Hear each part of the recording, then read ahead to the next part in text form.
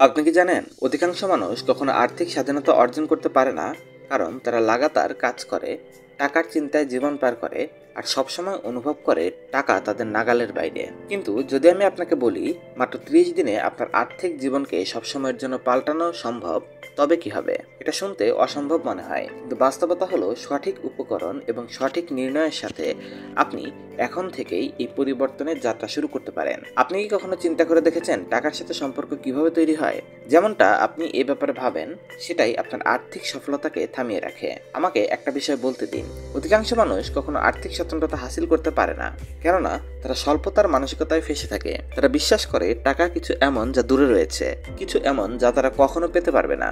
কিন্তু আসল রহস্য এটা নয় যে আপনি কত টাকা কামান, বরঞ্চ আপনি কি কি হাসিল করতে সক্ষম এর ব্যাপারে কতটা বিশ্বাস করেন। আমি নিজে এই অবস্থা পার করে এসেছি।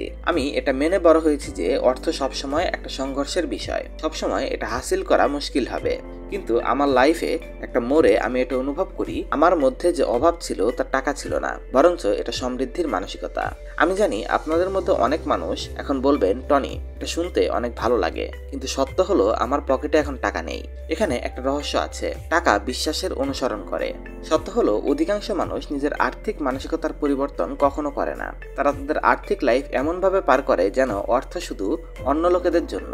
কিন্তু এটা সত্য নয়। যদি আপনি আপনার চিন্তা ভাবনা করার তরিকাকে পাল্টান, তবে আপনি বুঝতে পারবেন অর্থ পূর্ব থেকেই আপনার জন্য উপলব্ধ রয়েছে, শুধু আপনি একে আকর্ষণ করতে জানেন না। এটা শুনতে আপনার কাছে হয়তো সহজ মনে হবে, কিন্তু এটা অত্যন্ত গুরুত্বপূর্ণ। আমি শুধু পজিটিভ থিঙ্কিং এর ব্যাপারে কথা বলছি না, আমি আসলে কথা বলছি ওই জিনিসটাতে পরিবর্তনের ব্যাপারে, যে আপনি টাকাকে কিভাবে দেখেন আর এটা আপনার জীবনে কেমন গুরুত্ব বহন করে। স্বল্পতা, দারিদ্রতার মানসিকতা আপনাকে এমনটা অনুভব করাবে যে টাকা আপনার নাগালের বাইরে রয়েছে, এটা সবসময় কম পড়বে, আর মাসের শেষ পর্যন্ত সার্ভাইভ করার এই চক্র কখনো শেষ হয় না। যেভাবে যেভাবে দুনিয়া পরিবর্তিত হয়, একজন ব্যক্তিকেও সেভাবে পরিবর্তন হওয়া প্রয়োজন। জীবনে শুধু সার্ভাইভ করার জন্য আমরা জন্ম নেইনি, জীবন তার শিক্ষার দায় দায়িত্ব নিজের হাতে নেয় এবং একে প্রাথমিকতা বানায়। কিন্তু যদি আপনি একে পরিবর্তন করতে চান, তবে কি হবে? যদি আপনি সত্যি মানতে শুরু করেন যে সমৃদ্ধি আপনার জন্মগত অধিকার। আমি যখন এই মুহূর্তগুলোকে পেছনে ফিরে দেখি, যখন আমি এই স্বল্পতার চক্রে ফেসেছিলাম, তখন আমি অনুভব করি সুযোগ সবসময় আমার আশপাশে ছিল, কিন্তু আমি সেগুলোকে দেখছিলাম না। আমি আমার আর্থিক সীমাতে এই বিষয়টা ভাবতাম যে আমার কাছে কি কি নেই, কিন্তু আমি এটা দেখছিলাম না আমার কাছে কি কি আছে। আমি একটা সিদ্ধান্ত নেই, আমি আমার মানসিকতা পাল্টে ফেলি। আমি টাকাকে এমনভাবে দেখতে শুরু করি একটা উপকরণ হিসাবে, যার মাধ্যমে আমি অধিক মূল্য এবং অধিক সম্পত্তি বাড়ানোর জন্য ব্যবহার করতে পারি, না শুধু আমার জন্য বরঞ্চ অন্যদের জন্য। যখন আমি এই সিদ্ধান্ত নেই, তখন কিছু অদ্ভুত হয় আমার সাথে। অর্থ আমার লাইফে অপ্রত্যাশিতভাবে আসতে থাকে। আসলে এটা বাস্তবিক জীবনে কিভাবে হয়? আপনি মানসিকতার পরিবর্তনকে আপনার প্রতিদিনকার জীবনে কিভাবে ব্যবহার করতে পারেন? প্রথমে আপনাকে এটা চিনতে হবে যে আপনার মধ্যে কোন কোন সীমিত বিশ্বাস আছে। নিজেকে জিজ্ঞেস করুন, আমি অর্থের ব্যাপারে সত্যি কি ভাবি? জবাবগুলো আপনার বর্তমান মানসিক পরিস্থিতিকে দর্শায়।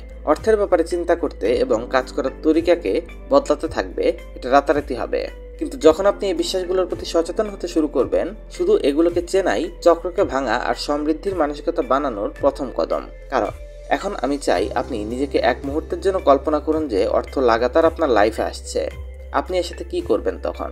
যদি আপনার কাছে আর্থিক সম্পত্তি প্রচুর পরিমাণে থাকে, তবে আপনার জন্য কোন কোন সম্ভাবনা খুলবে? আপনি অর্থকে আকর্ষণ, উৎপন্ন ও বুদ্ধিমত্তার সাথে ম্যানেজমেন্ট করতে পারেন। বিশ্বাসটাকে বাড়ানোর জন্য আপনার শুরুতেই বড় টাকার প্রয়োজন নেই। যেটা আপনার প্রয়োজন তা হলো একটা স্পষ্ট স্ট্র্যাটেজি এবং কাজ করার ইচ্ছা। আপনি আপনার লাইফে কত সুযোগকে ছেড়ে দিয়েছেন, কেননা আপনি ভুল করতে ভয় পেতেন। কিন্তু স্বল্পতার মধ্যে বাঁচার বদলে আমার লাইফে যা কিছু হচ্ছিল সেগুলোর ব্যাপারে চিন্তা করার নজরিয়াতে আমি পরিবর্তনের সিদ্ধান্ত নেই। আমি সিদ্ধান্ত নেই যে যা কিছু আমার কাছে আছে তা যতই কম হোক না কেন, শুরু করার জন্য এগুলো পর্যাপ্ত। আমি আমার শিক্ষায়, আমার ব্যক্তিগত বিকাশে বিনিয়োগ করতে শুরু করি, যদিও উপকরণ সীমিত ছিল। সময়ের সাথে সাথে সবকিছু পরিবর্তিত হতে থাকে। আর্থিক সম্পত্তি কিছু এমন নয় যেগুলো আপনি শুধু অর্জন করে থেমে যান। এটা এমন কিছু যেটাকে আপনি তখন আকর্ষণ করতে শুরু করেন যখন আপনি আপনার চিন্তা করার এবং কর্ম করার তরিকায় পরিবর্তন আনেন। সবচেয়ে বড় পার্থক্য যা আমি দেখতে পাই তা ওই মুহূর্তে ছিল যখন আমি ওই জিনিসে ধ্যান কেন্দ্রিত করা বন্ধ করে দিয়েছি যা আমার কাছে ছিল না, আর যা কিছু আমার কাছে পূর্ব থেকে ছিল তার সাথে আমি কি করতে পারতাম এর পেছনে ধ্যান দেওয়া শুরু করি। জীবিত থাকার জন্য সংঘর্ষ করা ব্যক্তি হিসেবে আমি নিজেকে দেখার বদলে নিজেকে একজন এমন ব্যক্তি হিসেবে দেখতে শুরু করি যে প্রতিনিয়ত একটা মজবুত আর্থিক লাইফ বানাচ্ছে। এখানে আমার প্রশ্ন আপনার কাছে, আপনি কি আপনার মানসিকতা পাল্টানোর জন্য প্রস্তুত আছেন? আর আপনার লাইফে অধিক টাকা আকর্ষণ করার জন্য প্রস্তুত আছেন? প্রথম কদম মুশকিল হয়, কিন্তু আমার উপর বিশ্বাস করুন, এটা সবচেয়ে গুরুত্বপূর্ণ। একবার আপনি যখন টাকাকে একটা প্রাচুর্যতা রূপে দেখতে শুরু করেন, তখন সুযোগ চোখের সামনে আসতে থাকে। একমাত্র জিনিস যা আপনাকে আর্থিক স্বতন্ত্রতা প্রাপ্ত করতে থামিয়ে রাখতে পারে তা হলো প্রাচুর্যতার মানসিকতার অভাব। নিজেকে জিজ্ঞেস করুন, এই বিশ্বাস আপনাকে কিভাবে সীমিত করছে? আপনি আজকে কি করতে পারতেন একে পরিবর্তন করার জন্য? আমি আপনাকে বিশ্বাস দিচ্ছি, যদি আপনি আজকে থেকে শুরু করেন, পরিবর্তন অবশ্যম্ভাবী হবে। আমি জানি এটা শুনতে অনেক সরল মনে হচ্ছে। আসল পরিবর্তন ওই সময় শুরু হয় যখন আপনি এই নির্ণয় নেন যে আপনি আর্থিক সফলতার যোগ্য। আর যখন আপনি সত্য এর উপর বিশ্বাস করতে শুরু করেন, তখন আপনার চারদিকের দুনিয়া বদলাতে থাকে।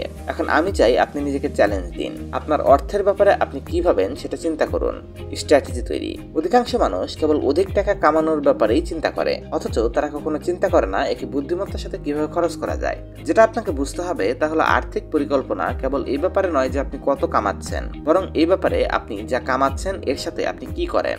আর্থিক স্ট্র্যাটেজি ওই জিনিস যেখানে জাদু হয়। এতে কিছু যায় আসে না যে আপনি কত কামাচ্ছেন। যে জিনিস আমাদেরকে সফল করে বা অসফল করে সেটা হলো আমরা আমাদের খরচকে কতটুকু নিয়ন্ত্রণ করতে পারছি। আমি দেখেছি অনেক মানুষ নিয়ন্ত্রণ ছাড়া টাকা খরচ করতে থাকে, ঋণ নিতে থাকে, আর এমন জিনিস কিনতে থাকে যেগুলোর কোনো প্রয়োজন নেই। বুদ্ধি খাটিয়ে বিনিয়োগ করুন, আর সাথে গুরুত্বপূর্ণ, আপনার টাকাকে আপনার জন্য কাজ করতে দিন।